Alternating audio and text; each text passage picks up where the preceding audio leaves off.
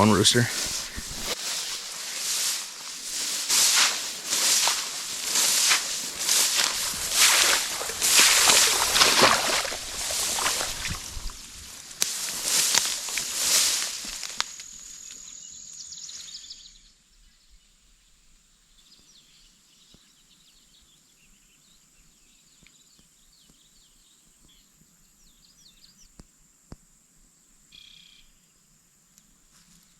Hey guys, welcome back to Ready to Survival in Fieldcraft. I'm Andrew, and what I have for you today is basic survival. Stand by. Now we've got our basic kit with us.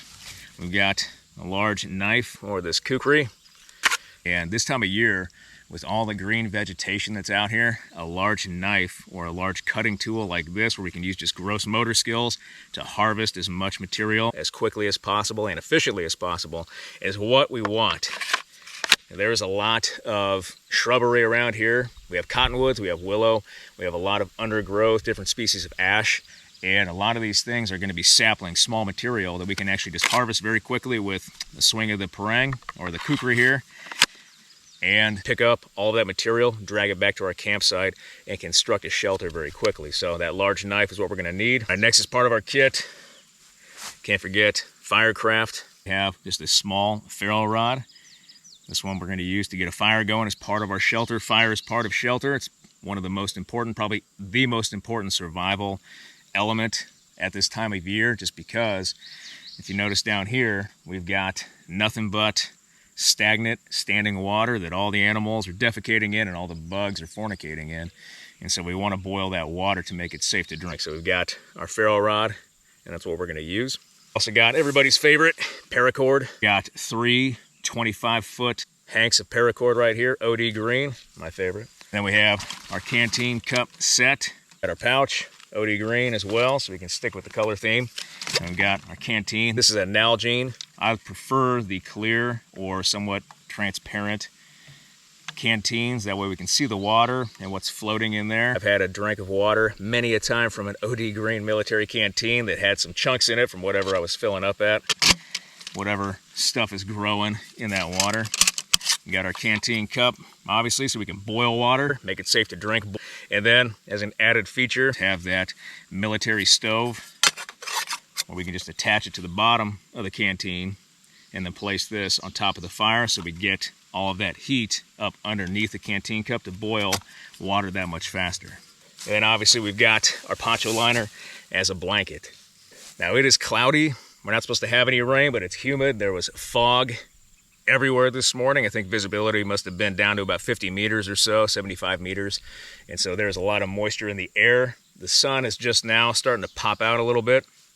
And we're gonna make our shelter right up here in the grass. So we've got our location right here, this nice grass where we have a natural bed we can add to it, improve on that shelter.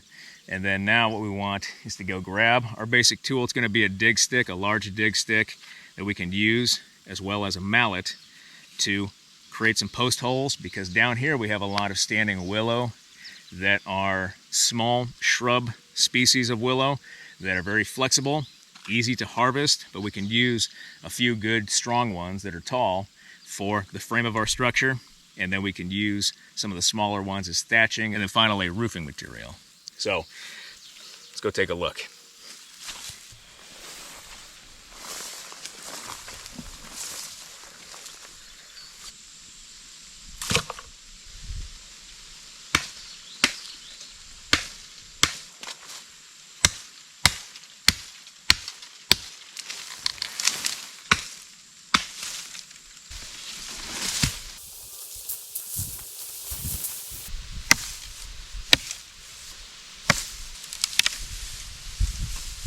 Now you can see that kukri has different points along the blade for different uses. We have the big belly right here, this section, that's used for chopping and splitting. We have the tip for notch carving as well as processing out game. And then we have the swoop, more accurately, where the kukri naturally bends, and that's going to be very sharp. And we can use that just to whittle down this wood and shape the material like we want it. This section is going to be our dig stick. or our pilot stick that we're going to use to post holes. And then this larger section back here is going to be our mallet.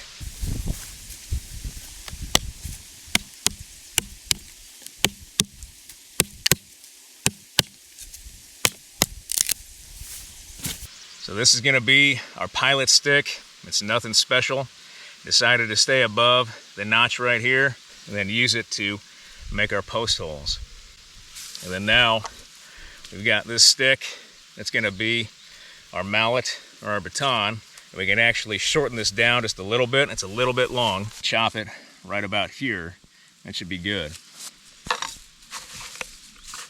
Now this is a very simple technique. It's just called beaver chewing. All we're going to do is strike with the belly of our kukri, work around. We're going to flip this over, do it again, and beaver chew until we can break this off.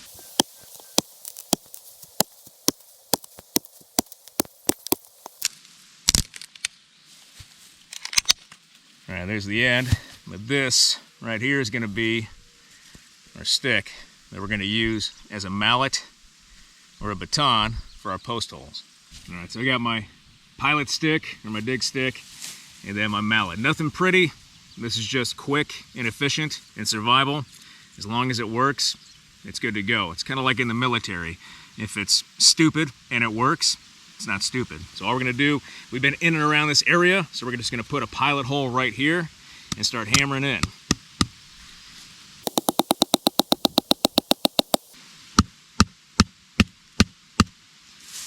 Doesn't have to be very far. We went in maybe a good 6 or 7 inches with that.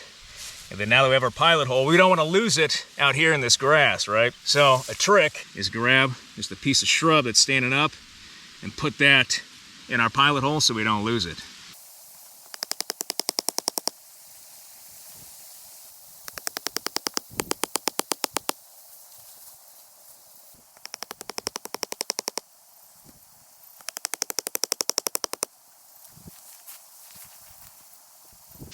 All right, so we got our pilot holes and we've got our markers.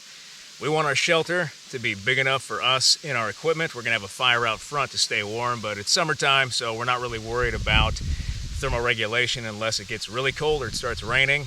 We have enough of an insulated shelter right here for us and our equipment, given the equipment that we have, to stay warm. So again, big enough for us and our equipment. That's what we want, and then a fire out front. So now what we're gonna do is go cut some large sections, bring them back, and actually make the frame of our shelter.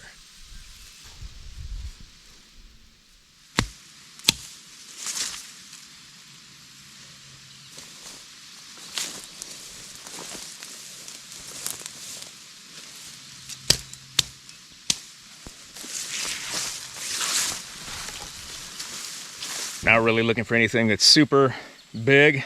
Thumb size will work. Even less than that, but there's enough material in here to start taking down good sections that'll give us a decent frame. And when we take down sections, there's a good technique that we can use to harvest this just a little bit more efficiently with our parang. Sorry, I keep calling it a parang, it's a kukri. With this large blade of ours, there's a better technique that we can use to take down material very efficiently. Let me show you. So we got the sapling right here. We're gonna bend it over, and all you have to do is strike where the bend is at here. And see how it just breaks away. Then we just trim off. And now we have our sapling, too easy.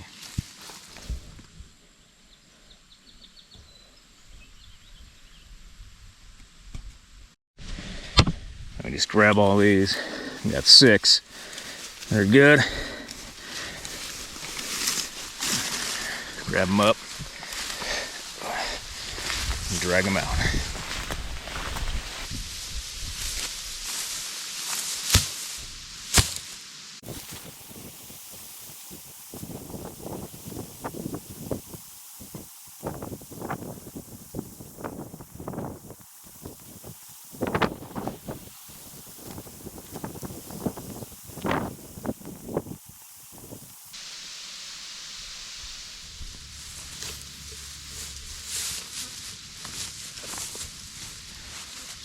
all we're doing when we cross these is we come down in these nice green sections at the bottom.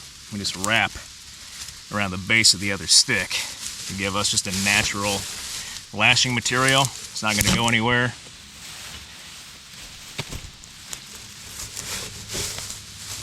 And do the best we can. This end right here is for my doorway. It's a smaller sapling, so we're going to wrap it just a little bit higher. And there's plenty of material and areas to kind of go through. Anytime you have material like this, creating just a natural debris shelter, you never want to remove it. This gives us added attachment points. Plus, when we start working around the lattice work, we can weave it in through here as well. So never take any of this green stuff off, keep it, and just wrap it up.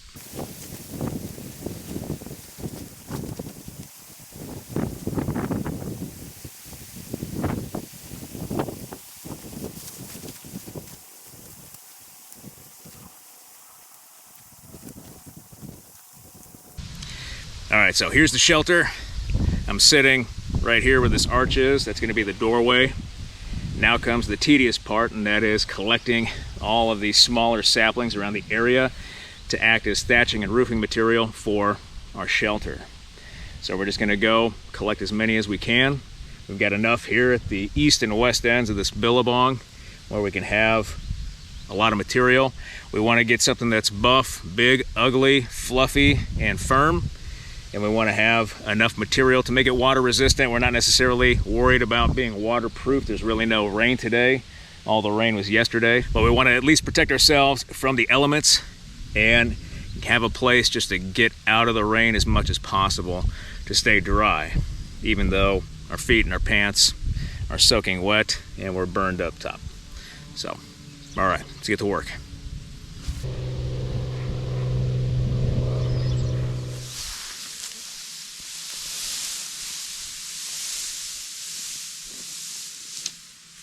I'm just going to add horizontal sections to strengthen this shelter. That way it doesn't come apart in a high wind. But it also gives it another attachment point, or points of attachment, for the extra saplings we're going to bring in to complete this shelter and enclose it. And so going horizontally like this, strength as well as extra lattice work to improve the shelter. Now what we're going to do is add all that debris we found or harvested, put it on the shelter, and close it up.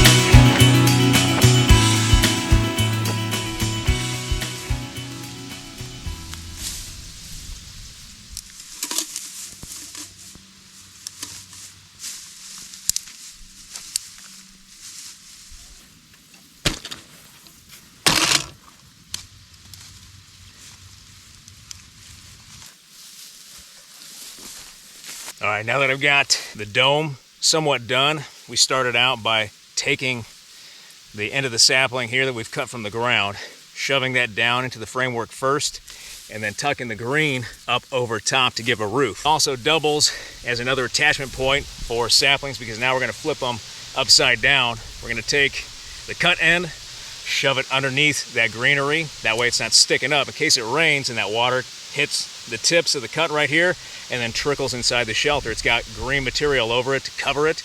And then now we're just flipping it upside down. We're going to complete the thatching from the top down. And we're just going to take this green stuff and then tuck it in the bottom.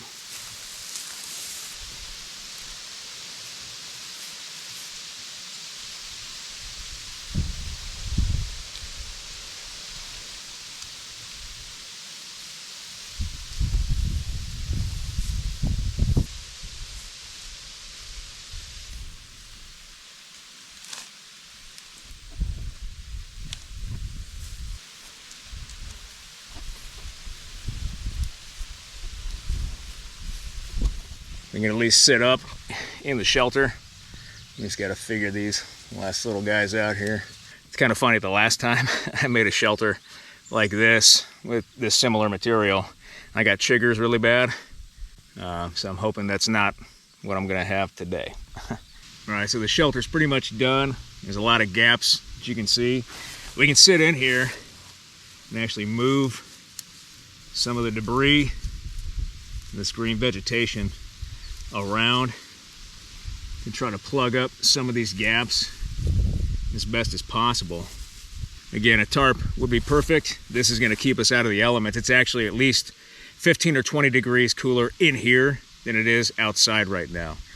And underneath the sun, losing water, losing that hydration, and getting weak and a little bit dizzy. I've had to stop a couple of times and drink some water, but sitting underneath the shelter is definitely a benefit.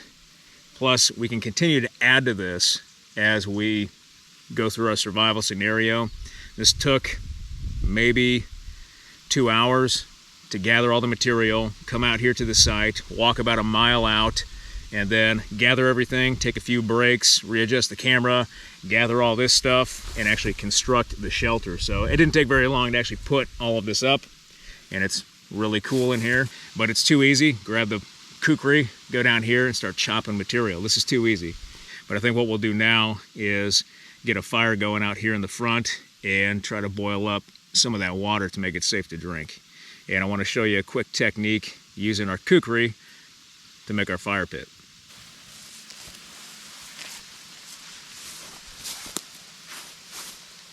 All right, so one technique we can employ with a kukri or any knife is a technique called an H fire lay. The H fire lay is great for concealed fire, but it's also good for an area like this where we have a lot of prairie grass and we want to avoid starting the prairie on fire. And so we're going to use a technique to cut away a section of the ground, fold it back, and then expose just the earth underneath. That way we can have a good fire pit, a small fire, boil some water, make a meal, and then once we're done, we put out the fire and just cover it back over.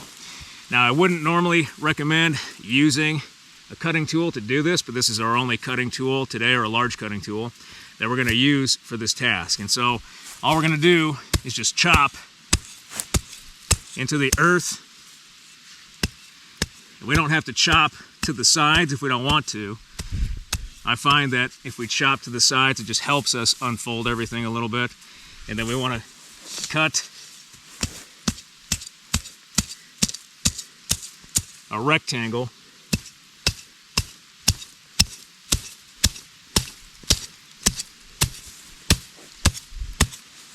with our kukri, so we have a rectangle cut out right here.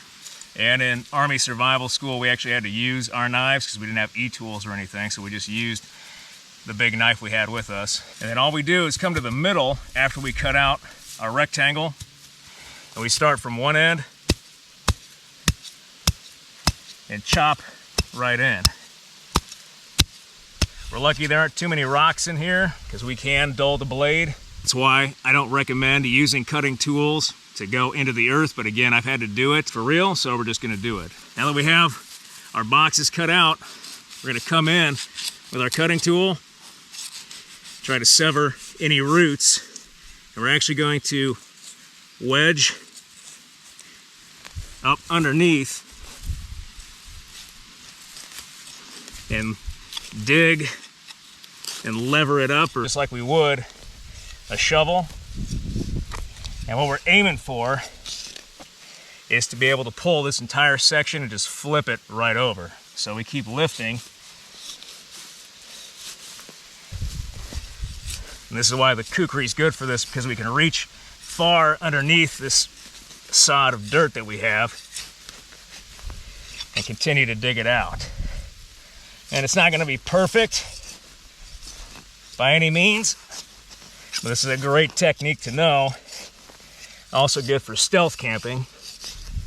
And so we just roll it back, creating kind of this open space. And we can even find worms and larvae in here that we can use for bait. Go down to the creek, use that as fish bait. And we can continue to peel this back as best as possible. Ooh, that's a big beetle right there.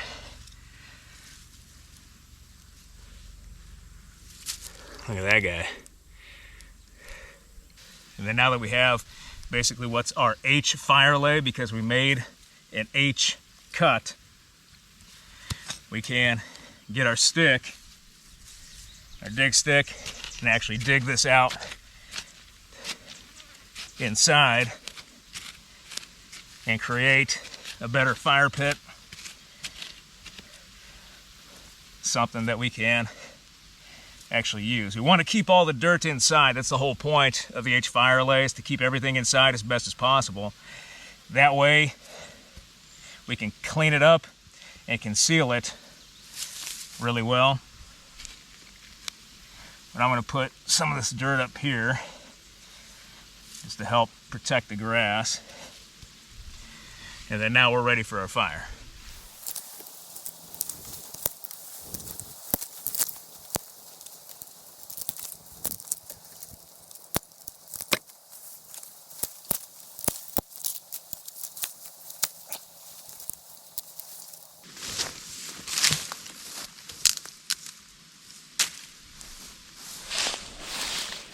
Grab some water. I'm gonna use my little bush pot here.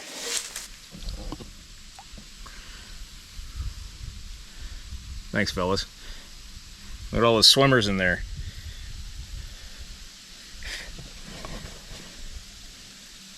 You see all them swimming around? That's why you strain the water first. Get all those guys out.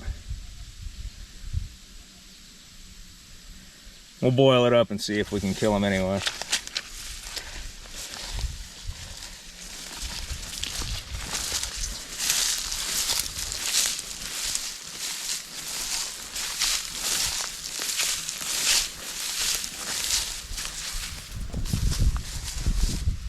Alright, so we just want a little fire, nothing big.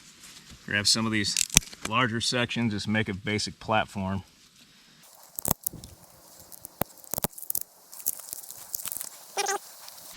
This is something to help protect our tinder from the ground. So we got our platform, we got our bark. Grab our Faro and shoot some sparks on it.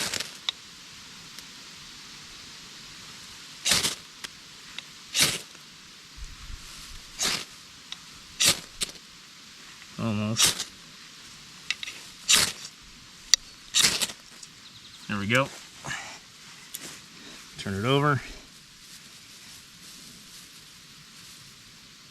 Let it eat.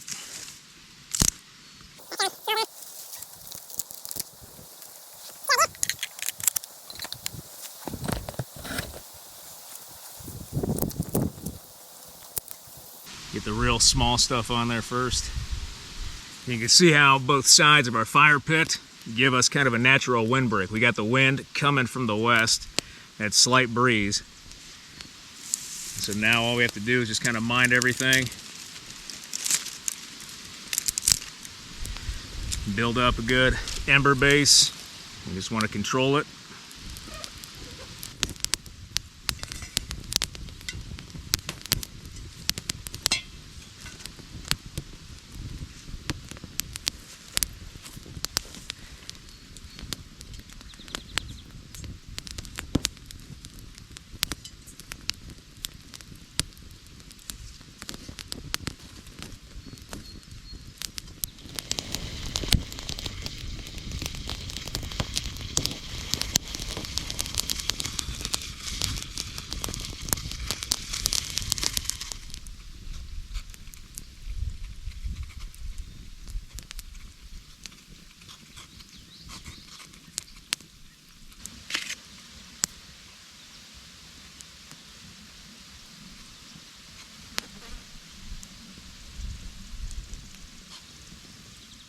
It's so hot out in the sunlight with the cameras trying to film all this that the batteries are starting to overheat and the cameras are starting to overheat.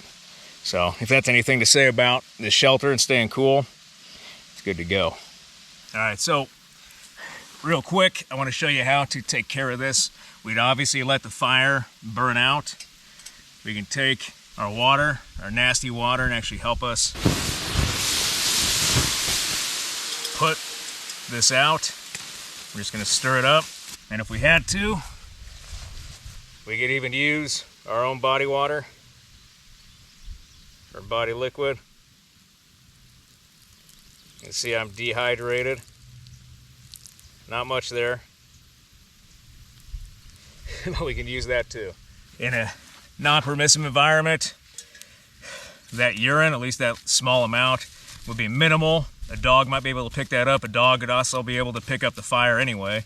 But that's why we have the H fire lay, because now that the fire is out, what we're gonna do is make sure, grab any coals. We don't want to leave a ground fire. So everything's out, everything's not burning. Scoop all the ash in as much as possible, all the dirt as well. And once we can put our hand over it, and it's not very hot, we can hold our hand there for more than 5 seconds.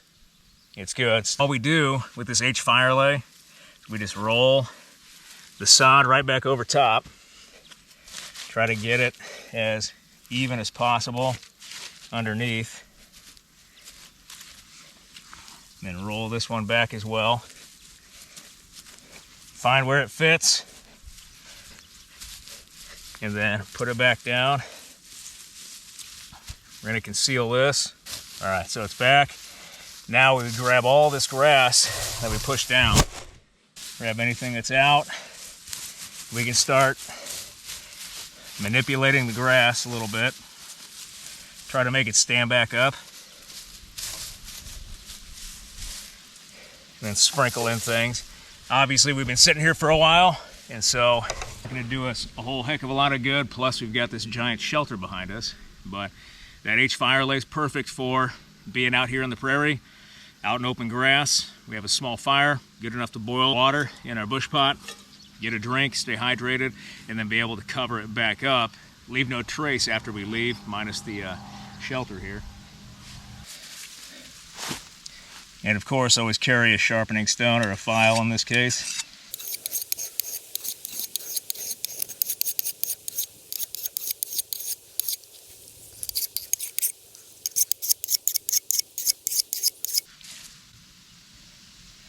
So we can at least put a better cutting edge on this thing after we dig in the earth with it. All right, guys, so a down and dirty video today. I wanted to get some survival practice in, so I thought I'd bring you along. We've got shelter, fire, and water, those 3 basic principles of survival that we need to survive that initial 24, 72-hour scenario. We can go 21 days without food. We can only go so many days, 3, without water, and then even shelter.